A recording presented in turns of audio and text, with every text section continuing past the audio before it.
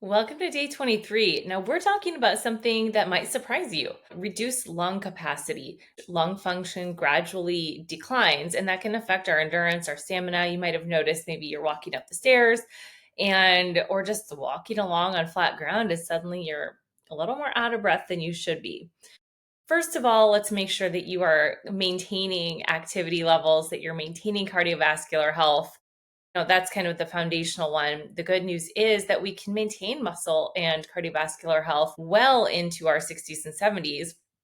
It's like a use it or lose it. If there's something else going on, we need to look a little deeper. We want to rule out food allergies and food sensitivities, things that can trigger a reaction. And oftentimes, an allergy is different than a food sensitivity. It's going to be immediate. You're going to feel it. Your throat closes up. You get a rash or swelling or hives.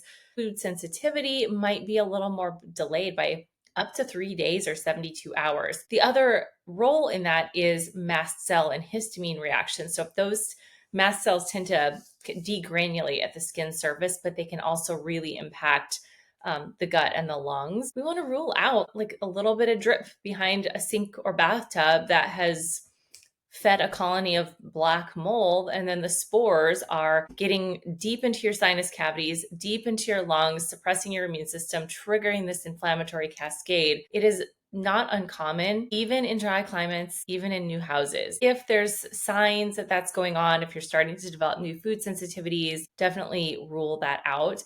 And then we can do deep breathing exercises too, just to maintain that deep lung capacity. It's something that can help with anxiety too, because oftentimes if we're just breathing shallow, kind of in that upper section of our lungs, not only can trigger some anxiety, but also doesn't expand the entire lung capacity. So just make sure your belly is going out and then you're breathing out extra long through your nose. Of course, outdoor activities, aerobic activity, and exercise is going to make a huge difference.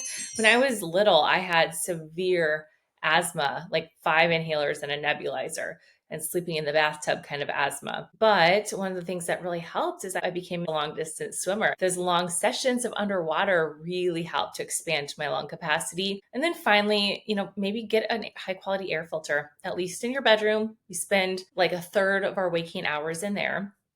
Make sure that air is clean. And then there are definitely certain chemicals and toxins in our environment, in our food, in our water. Things like atrazine can absolutely trigger serious lung issues. It's common in the water supply. It's a type of pesticide. If lung capacity is an issue and it just doesn't seem to make sense, you're still focusing on exercise and aerobic endurance capacity, it might be worth doing a little more research and ruling out a few of the things that we talked about.